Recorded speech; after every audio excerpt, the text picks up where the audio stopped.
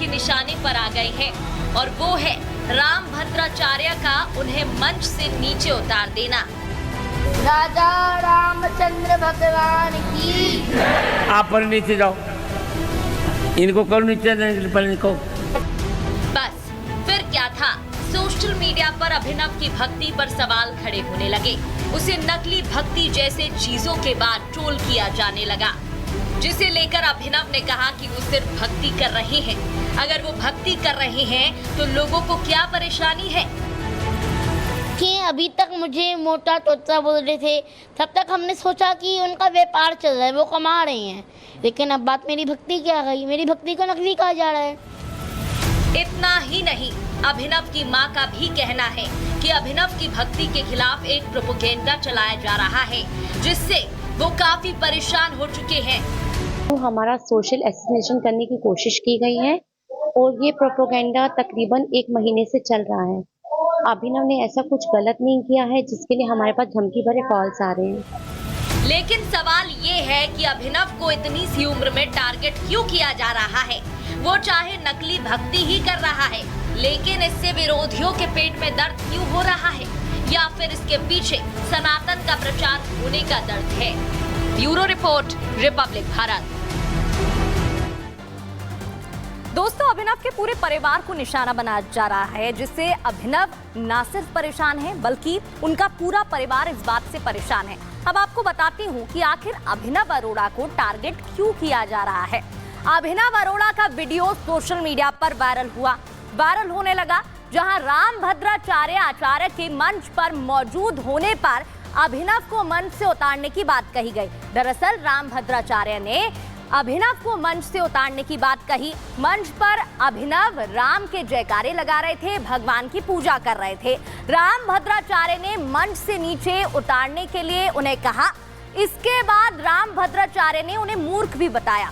उन्होंने बताया कि शैतानी करते हैं, छोटी सी उम्र है, बड़ी भक्ति करते हैं, लेकिन उन्हें मूर्ख बताया। ट्रोलर्स ने वीडियो को शेयर किया, इस बात को पकड़ लिया, माहौल बनाया, पोस्ट में नकली भक्ति करने की बात कही, पैसों के लिए भक्ति करने की बातें कही, पोस्ट में लिखा गया, वायरल किया गया, लोगों तक पहुंचाया गया।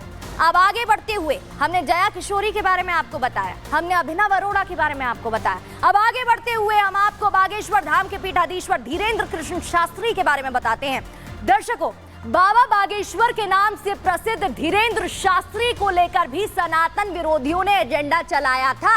आपको याद होगा, बताती हूँ, उन्होंने उन सब लोगों का पर्चा बनाकर ठटरी भी बांध दी थी और वो तमाम बयान भी सामने आए थे। क्या कुछ हुआ, देखिए।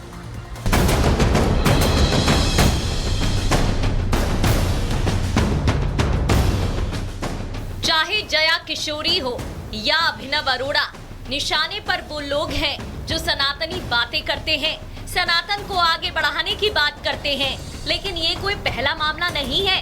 इससे पहले बागेश्वर धाम के पीठाधीश्वर धीरेन्द्र शास्त्री को भी ट्रोल किया गया था। बाबा बागेश्वर जो दरबार लगाकर लोगों की समस्या सुनकर उसे दूर करने का पर्चा बनाते थे, यही बात कुछ विरोधियों को अच्छी नहीं लगती थी और फिर उनके खिलाफ भी झूठा नैरेटिव बनाने की कोशिश की गई थी।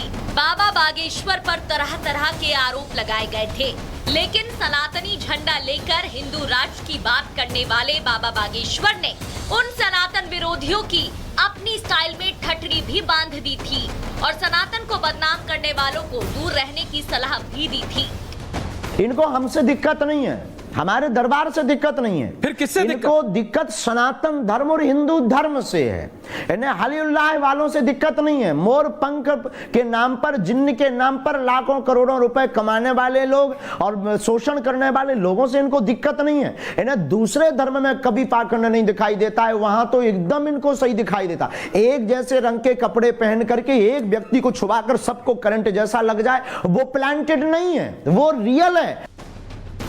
पंडित धीरेन्द्र शास्त्री ने तो सनातन विरोधियों की ठटरी बांधकर उनका मुंह बंद कर दिया था, लेकिन एक बार फिर वो विरोधी एक्टिव हो गए हैं और निशाना कथावाचक जया किशोरी और अभिनव अरोड़ा जैसे सनातनी हैं और इनके खिलाफ षड्यंत्र शुरू हो गया है, जिसका जिक्र खुद जया किशोरी ने भी किया है। Bureau report, Republic Bharat. Report हमने आपको दिखाई, लेकिन इस फेक नैरेटिव को लेकर साधु संतों में भारी नाराजगी है। उनका क्या कहना है, सुनिए। ये तो बहुत गलत ही हो रहा है। वो लड़का लगा है जैसे भी लगा है, अगर सनातन धर्म के लिए वो काम कर रहा है तो हम सभी लोगों को उसको सपोर्ट करना चाहिए, ना कि उसका वीडियो वायरल करें ऐसा वैसा। चलिए ठीक है, बच्चा है, कर रहा है जैसा भी है। संकीर्ण मानसिकता है कि वो लोग नहीं चाहते हैं कि साधु संत महापुरुष धर्म प्रचारक राष्ट्रवादी यानी कि संपूर्ण रूप से हिंदू आवरण यदि किसी का है तो उसे ट्रोल किया जाए। क्या दुखद है, ऐसा नहीं किया जाना चाहिए। हमने देखा एक छोटे से बच्चे को लोग ट्रोल कर रहे हैं। जगत गुरु स्वामी रामभद्राचार्य जी महाराज जी ने उसे डांट दिया तो उसको ट्रोल कर रहे। भाई सबके माता पिता गुरु डांटते हैं, उसमें ट्रोल करने की क्या बात है। दर्शकों, आगे बढ़ते हैं अपनी अगली खबर की ओर और अब आपको बताएंगे अयोध्या नगरी के बारे में। रामलला की अयोध्या नगरी में दीपोत्सव को लेकर भारी तैयारी की जा रही है। आपको बताएंगे कि अयोध्या में दीपोत्सव में क्या कुछ खास इस साल होने वाला है। साथ ही अयोध्या की जनता अवधेश प्रसाद से क्यों नाराज है, ये भी आपको बताएंगे। दर्शकों, अब बात अयोध्या की, जहां अयोध्या में राम मंदिर बनकर तैयार हो गया। 500 सालों का इंतजार आखिरकार खत्म हो गया। भव्य तरीके से प्राण प्रतिष्ठा हुई, वो तस्वीरें हमने आपको दिखाई थी। अब एक बार फिर अयोध्या जगमगाने वाली है, क्योंकि अयोध्या में दीपोत्सव की तैयारी जोरों शोरों से चल रही है। पहली तस्वीर आपको दिखाएंगे। ये तस्वीरें तो आप देख ही रहे हैं, जहां पर भव्य तैयारी की जा रही है। चाहे सरयू घाट की बात करें, वहां पर दिए जलाए जा रहे हैं, दिए लगाए जा रहे हैं, फूलों से अलौकिक अद्भुत भव्य तरीके से सजाया जा रहा है। अभी दो तस्वीरें जरा टीवी स्क्रीन पर देखिए। पहली तस्वीर 22 जनवरी 2024 की है, जब पूरी अयोध्या सज कर तैयार थी और मौका था प्राण प्रतिष्ठा का। ना सिर्फ अयोध्या, पूरा देश उस दिन उल्लास में था, उत्साह में था, उमंग में था। और आज 29 अक्टूबर 2024 की ये तस्वीरें, जहां धनतेरस का त्योहार, धनतेरस का दिन और अयोध्या एक बार फिर से जगमग है। तब रामलला आए थे और अब रामलला जो त्रेता युग में हमने पढ़े, हमने सुना है उनके बारे में, वो रावण पर युद्ध में विजय के बाद यहाँ लौटे, तब उसी तरह अयोध्या थी। वही तस्वीरें थी जो हमने पढ़ा है, सुना है। आज हमें वही अयोध्या नजर आ रही है, जिसकी तस्वीरें आप देख रहे हैं। सबसे पहले मैं आपको बताने वाली हूँ कि क्या कुछ तैयारी है, फिर बताऊंगी कि जनता नाराज क्यों है। दीपावली के त्योहार को लेकर पूरे देश में उत्साह है, जिसे धूमधाम से मनाने के लिए जोर शोर से तैयारी चल रही है। भगवान श्री राम की जन्मस्थली अयोध्या नगरी में दीपावली को लेकर विशेष उमंग है। ये तस्वीरें आप देख रहे हैं। 500 सालों के इंतजार के बाद राम नगरी में भव्य मंदिर बनने के बाद ये पहली दीपावली है। ऐसे में ये दिवाली अयोध्या के लिए बहुत